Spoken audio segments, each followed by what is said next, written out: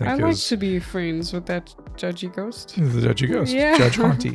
That's really cute. I want to go meet ghosts. This is like, I think so pumped up to now just go meet some ghosts. We should do Ghost Stories of Scotland as one of ours in the future. Well, can you imagine how lonely that must be? I turned around to go back inside. I stopped dead in my tracks. The bedroom door closed itself. In front of me was this human-sized being of pure light. I think you and I would love to take, go see haunted places. They're everywhere.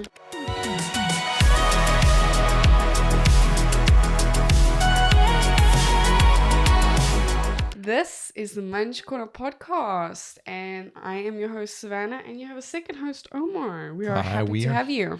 We are here today, and we have an inspiration for our episode today. We're going to be talking about ghost stories.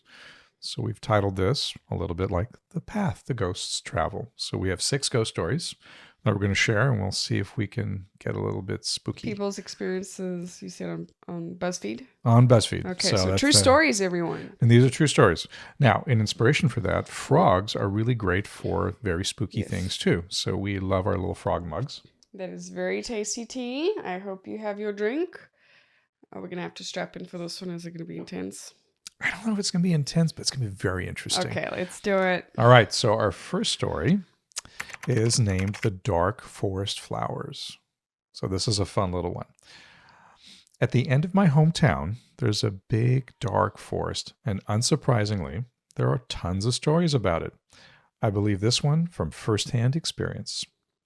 The story goes that decades ago, to celebrate the first day of June, the school was having a picnic in the woods when a little girl wandered off to pick flowers and was never seen again.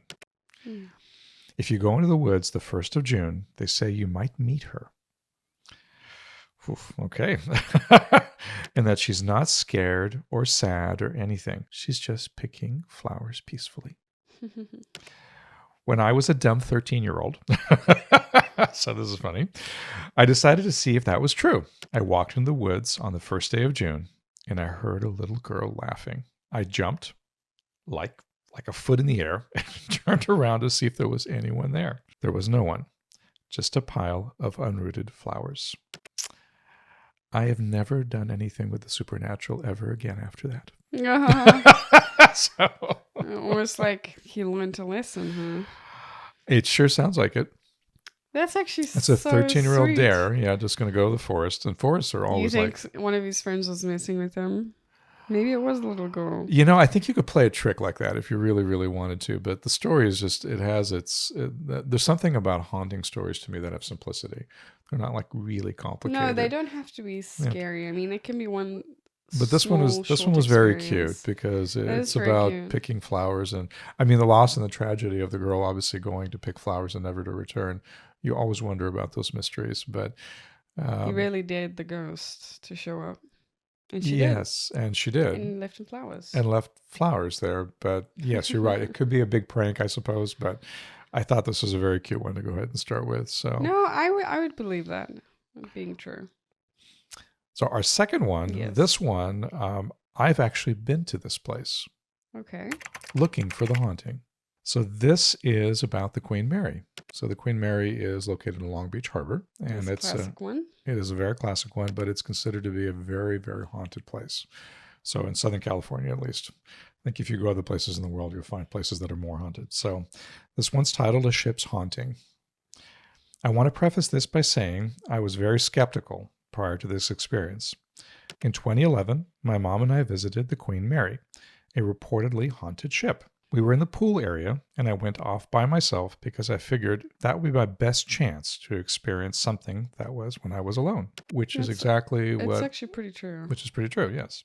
As I stood on the opposite side of the pool, as everyone else, I felt a hard tug on my shirt.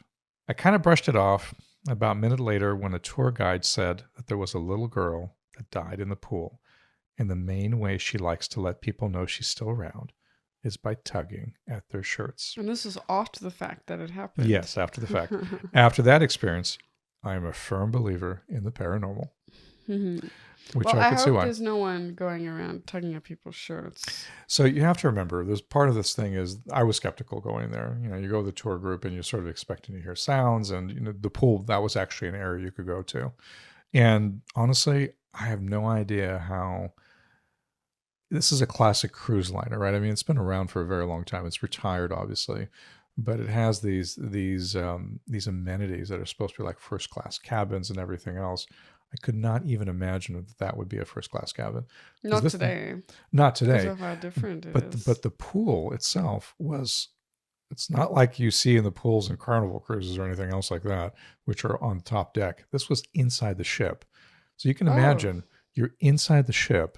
And your pool is like this completely enclosed room that if you just left the lights on and the pool was moving just a little bit with the water, it would have this really eerie glow, you know, with the lights against the ceiling. I can actually picture that.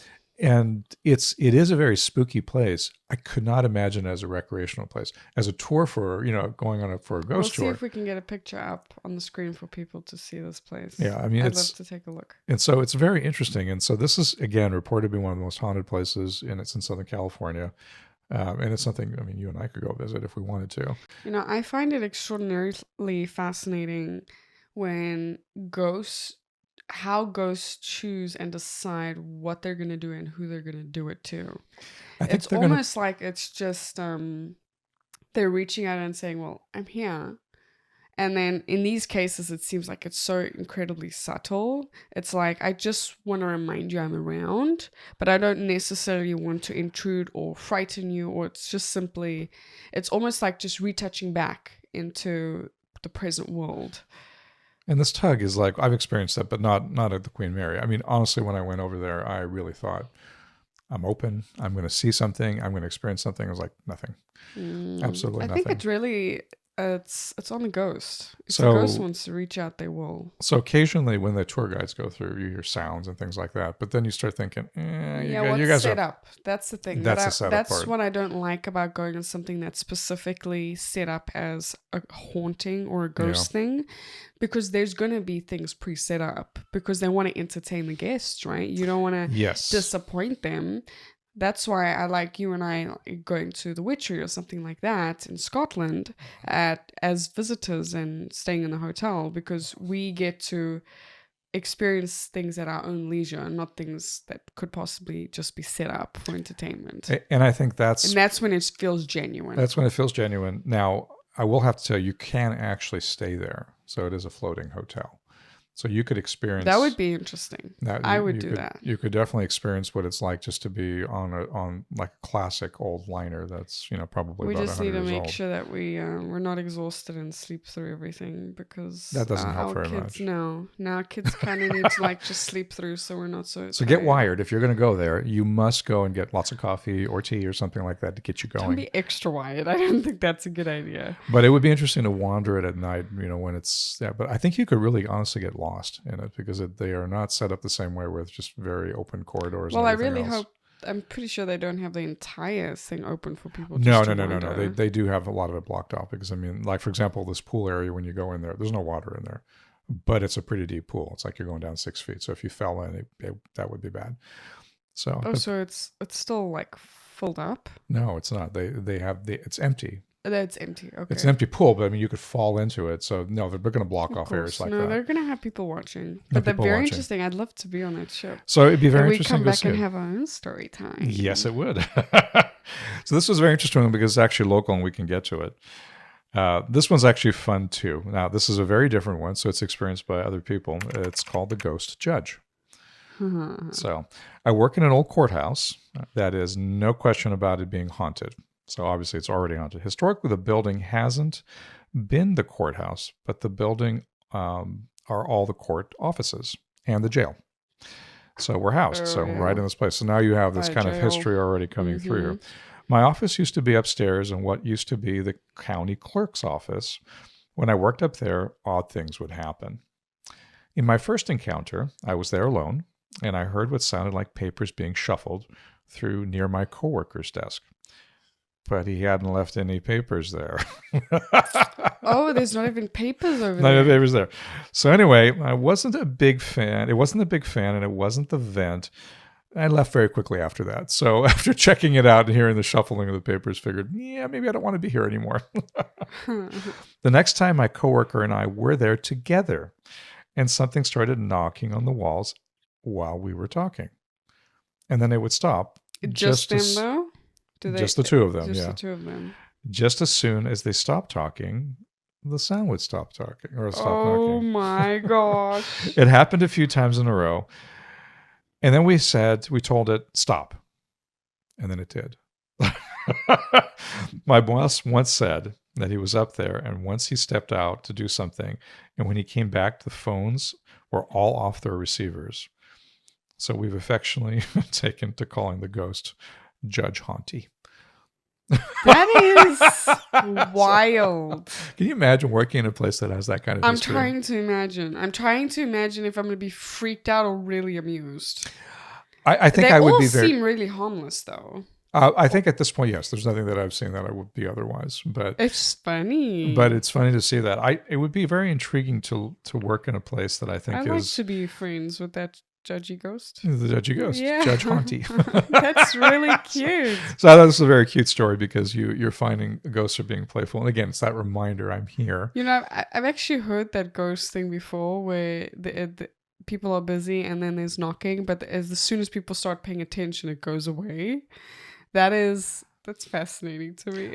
That is a humorous ghost. I think that's a humorous ghost. So sounds. I wonder if I'd laugh in tugging. that moment. I think you and I can do that sitting in the light of day or outside. If it's darker, I think. But if it's dark and you're like the only two people there, you're the only person there. No, if you're two people, it's different. I think if it's like you and me, I'd be so relaxed. If it's like just me, I don't have someone to laugh with.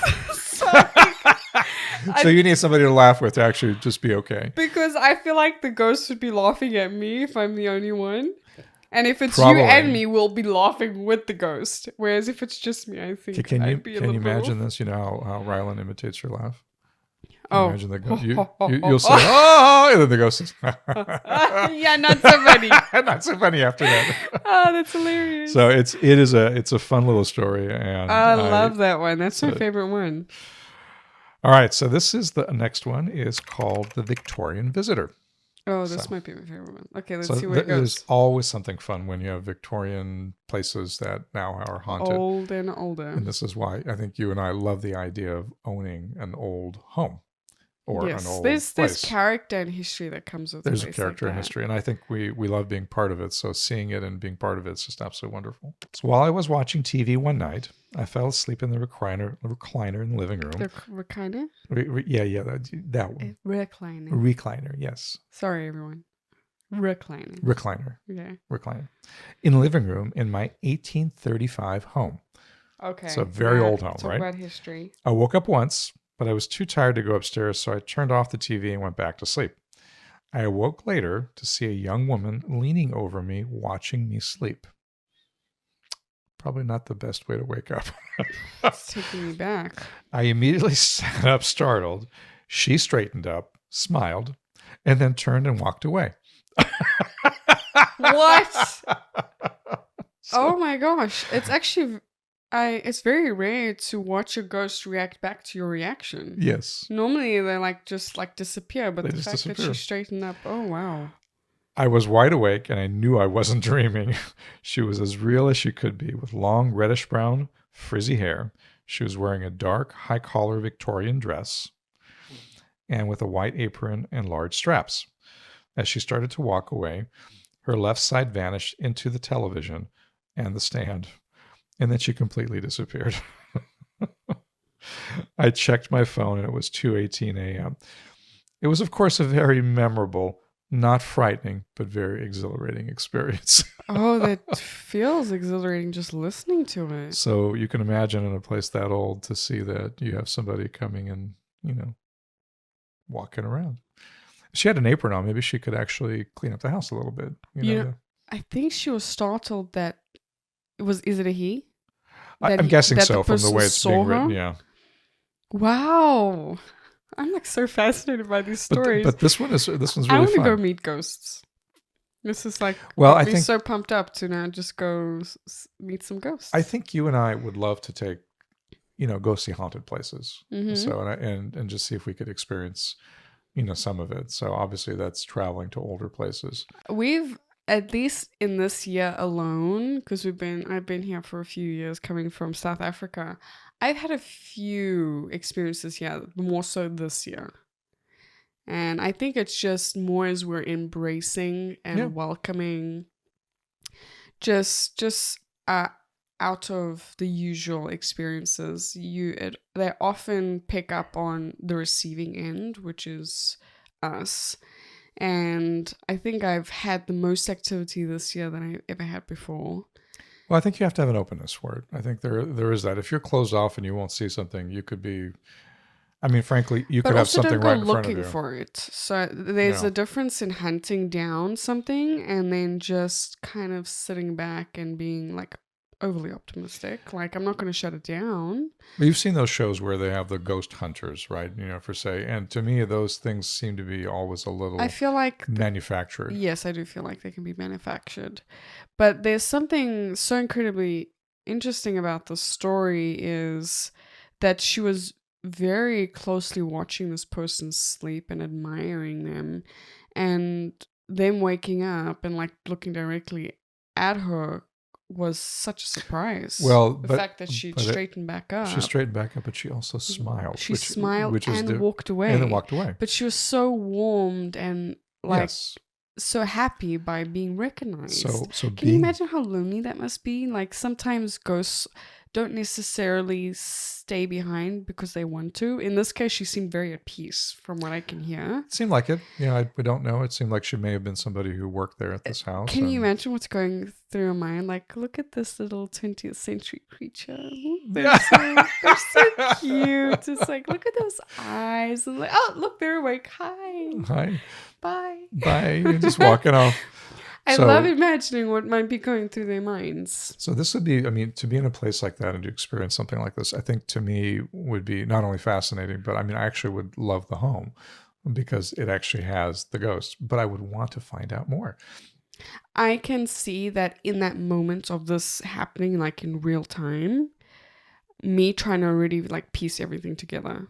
Like, I know they probably pieced this together with what she was wearing after the fact, but like, time slows down to such a point that you're taking it in the details, really slowly, and it's like you're living in it longer, and therefore it's like being able to look back on it. You can really focus on the details because you were so present in that moment. I agree. And this is where I feel like now I'm remembering more and kind of experiencing more because I've found a way, and I don't know if it's maybe just my head. I'd like to hear if you do it too.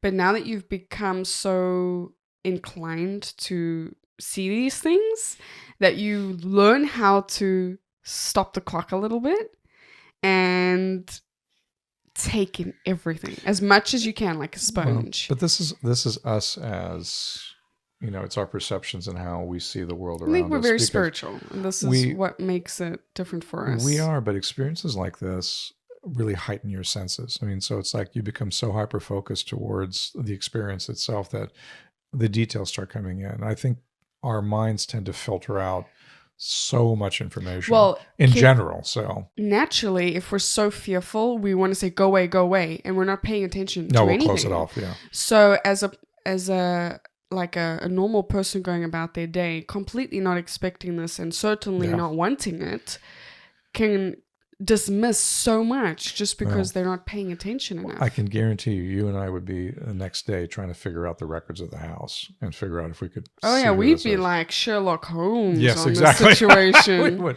But it would still be an absolutely wonderful home to have with that history in there and to be part of that. So to me, I love that one because it sort of rings to something. The bones of a house and the ground beneath it. Yes. Is special. I agree. Yeah. Very much so. So this one's a fun one. We've always talked about Ouija boards. So this is the Ouija board. Yeah. So for those of you who haven't seen Ouija boards out there, they are a way to communicate with spirits. And it's a board that has letters on it. But supposedly when you open the door, you're inviting the spirits in. So the question is, I'm sure people are who watching are you this. They're inviting in? aware. Yes. Yeah, Ouija boards.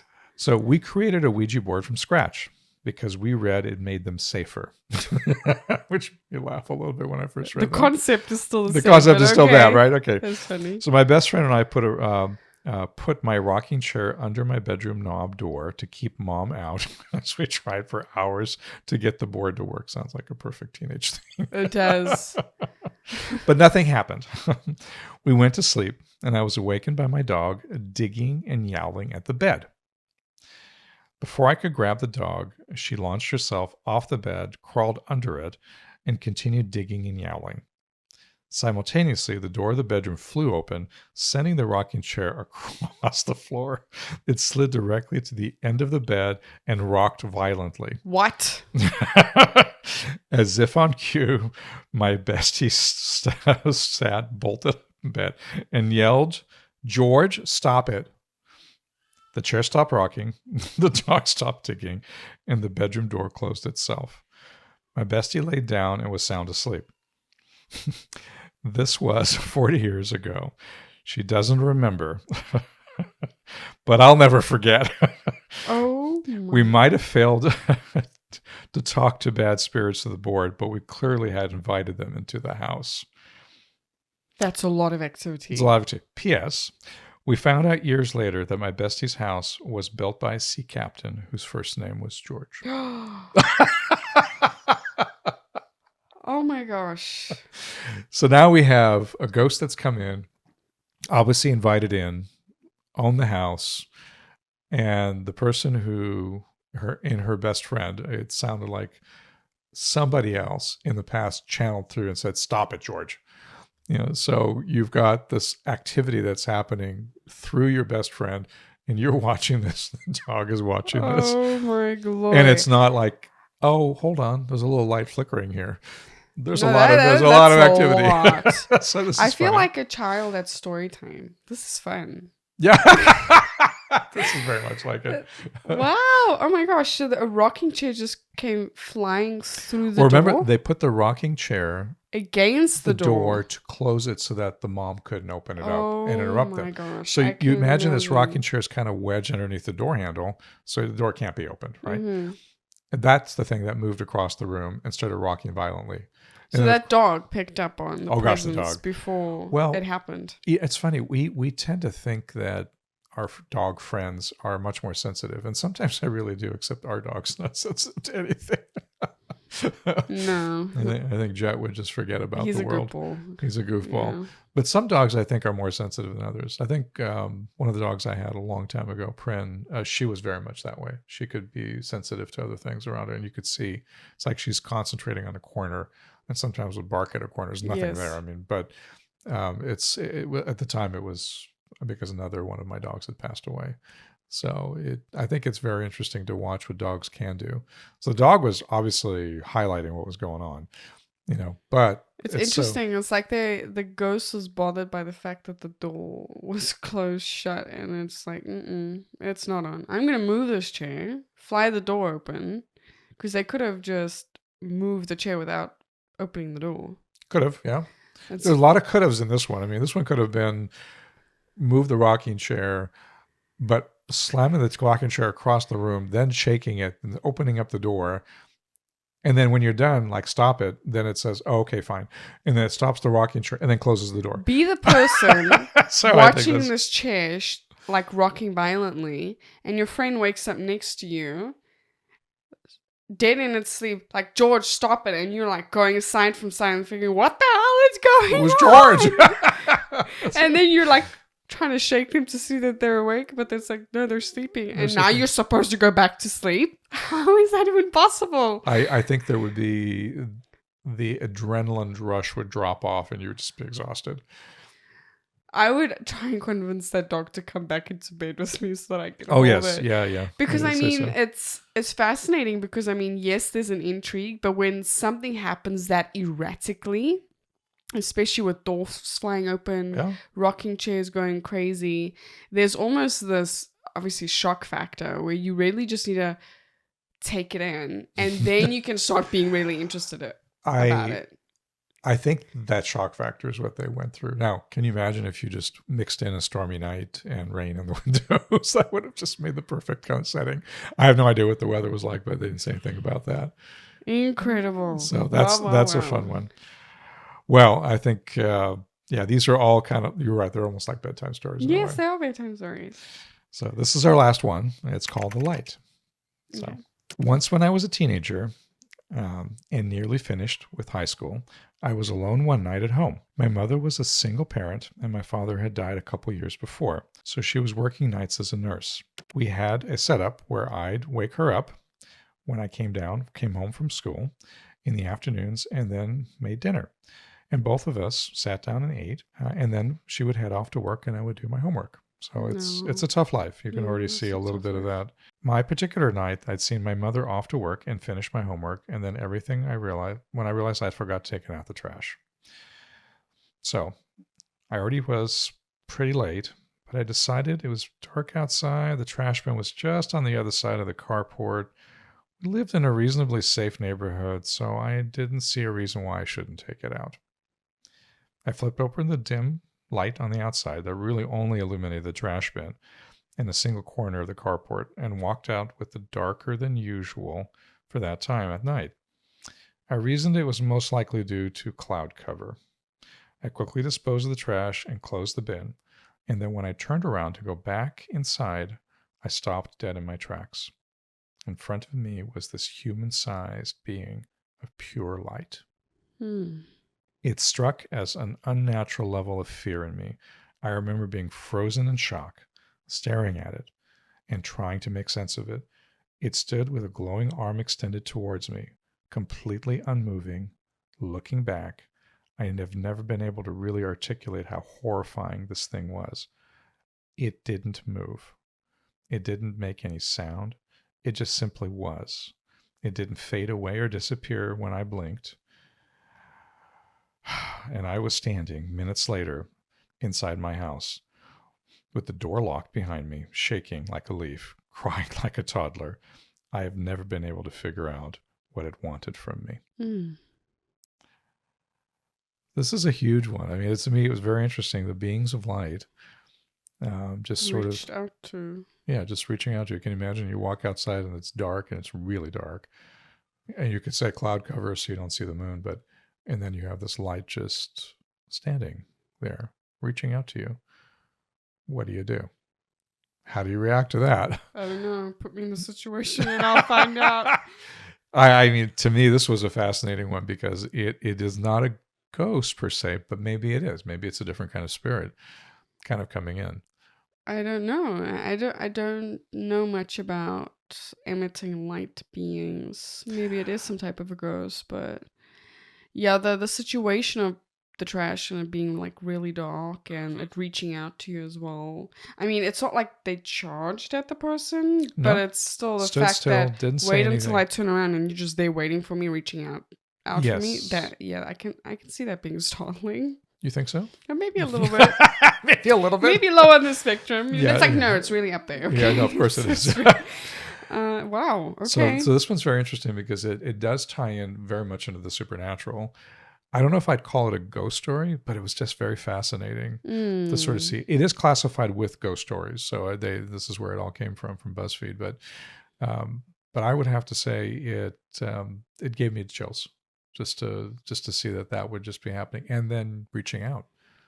And of course, you have no idea what it wants. Go back. I think the person also mentioned there was something about that moment that I felt so much more eerily frightened. Almost like the presence of it gave off. Yeah, so she said, it struck me with an unnatural level of fear in me. Unnatural level of fear. Yeah. And being frozen in shock and couldn't make sense of it. It stood with its glowing arm extended towards me, completely unmoving. So it definitely sounds like it's like a higher power. If something holds that level of fear, maybe it carries a lot of Well, she definitely had the fear. So I mean that would be the complete unknown. I think that's what would cause But it. did she felt the fear about the situation, or because of its presence, it Sorry, gave it does off not. that? The story doesn't Okay. say one way So or I the guess I other. might be reading a little bit more into it, but But a no, being of light is very interesting. So that enters into the that can make supernatural you feel realm. so small, Oh my gosh, of something course it like will. that. Mm-hmm.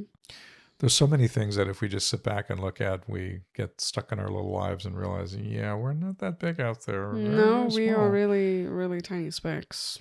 You know, and I've never seen this again, but yeah, I could see why it would be like an Shame, inescapable crying memory. like a toddler. Yeah, that was really, I think, a huge Well, experience for this person. I mean, can you imagine if this were, um, I mean, let's say it wasn't a ghost. Let's say it was a presence that comes like beyond like soul's journey kind of a presence. Mm-hmm. That's the way I would sort of read it a little bit. I don't know how I'd react. I think I'd like to say I'd be curious. Um, You want to and hold its hand? well, I mean, would you reach for the hand? Honestly, after I let the shock wear off, if I'm still stuck in my tracks, Yes. it's like, well, you're there. If you were going to do something to me, you would have done it by now. So we might as well hold hands.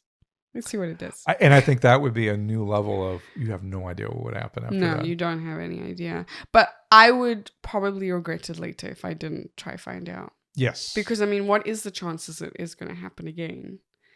So it's like, yeah, maybe we're being overly optimistic as we're reading these stories comfortably sitting on a couch with nothing happening to us we right have our now. tea over here. We're all okay, right? We're all just like enjoying story time. But realistically, I feel like I would later on maybe be very upset that I didn't do something extra.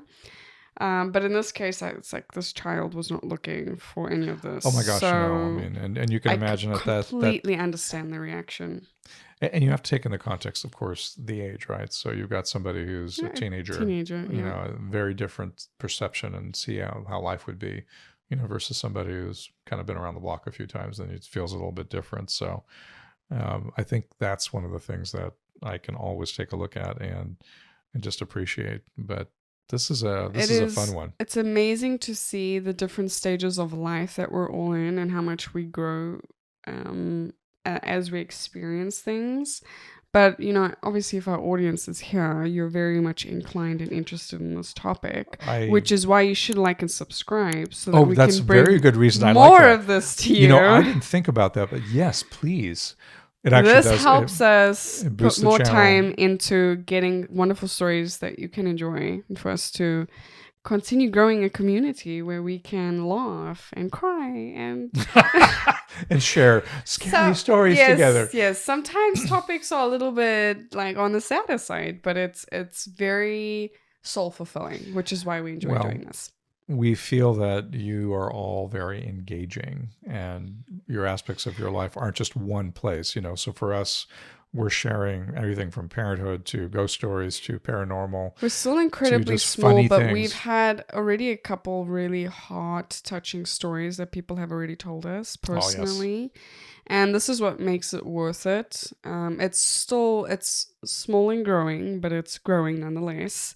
And it's a safe space for us just to figure out life together and kind of grow as much as we can in our own personal journey. And, you know, funny enough, it might sound silly that we're just doing story time and talking about ghost stories, but there's so much to learn from this. I think these are experiences that I mean, I would say thousands, maybe hundreds of thousands of people experience. And, you know, being more inclined to welcome it will open up an entirely new world, which will feel like my reference. It's like Ariel being stuck in the bottom of the ocean and she's coming back and she's seeing this. Okay, I'm being a little bit cutesy now. We have kids, okay? This was one of my favorite shows as a kid. Yeah. Not that I would have gone the Disney route, but okay, let's do it. Why not? It does. It's a whole new perspective when you start looking at it like from, I say different perspective, but you're looking at it from a different angle because you're looking at it from someone else's words. And feeling their emotion and really being able to separate the situation from the emotion so that if you're in a situation like that, you get to decide a little bit more how you want to react and therefore you might see yourself experiencing so much more. I know I do want to. I Sign me up. I Where's I the would book? sign me up. And Waitlist. And I can tell you that Savannah and I would specifically travel certain places just to see a bit Just more for this. for that kind of history. I think this is why, I mean, for me personally, this is why Scotland is so very interesting. Not that there aren't other places, but there's a lot of ghost lore that comes with Scotland. And They're everywhere. And I think they actually, I don't want to say they play up on it, but they certainly embrace it. And that's actually a lot. People come in. It helps people come in, but they're not coming in without anything, right? I mean, they're coming in with, we should do ghost stories of Scotland as one of ours in the future. We've got a few up our sleeve. Yeah, we'll have something that'll come up with that. But if you have a favorite story of this whole group, tell us, because I don't know. I'm kind of like torn between the two. Which one are you thinking? I'm torn between the judgy one the judgy was the very Victorian one. Those two are like real nice. The Victorian one, I think, is. I think the Victorian one is probably my favorite of the group that we had right now. But I was actually very touched by the flowers in the forest. That was pretty cute. That was very cute. That set cute. the stage for a lot of nice ones. Yeah. But anyway, tell us the topics you want to hear. If there is a particular ghost story or an experience you want us to cover, we're happy to do an entire episode dedicated to unraveling. We'll do the research. Story. We'll be your little detectives and try to figure it out. You are just here to simply enjoy. So yes. if there's something you've heard Let about, us be scared. You can enjoy that part. And we'll be scared together, but we'll be scared putting it together, and then we get to relive it with you. So that sounds good. And remember, if you're going to watch this episode, make sure it's dark in a nice place with a cup of tea, and preferably on a stormy night. Or if you want to balance it out, you can listen to it in the sun, baking with the skin touching your skin. Yeah, the skin touching your skin. The sun kissing your skin. But you know what I mean. We've got to figure it out. We do appreciate you joining us. And remember, like, subscribe, help us grow this the channel, and we will bring you more fun stories. Thank you. Until next time at the Munch Corner Podcast. Until next time. Bye.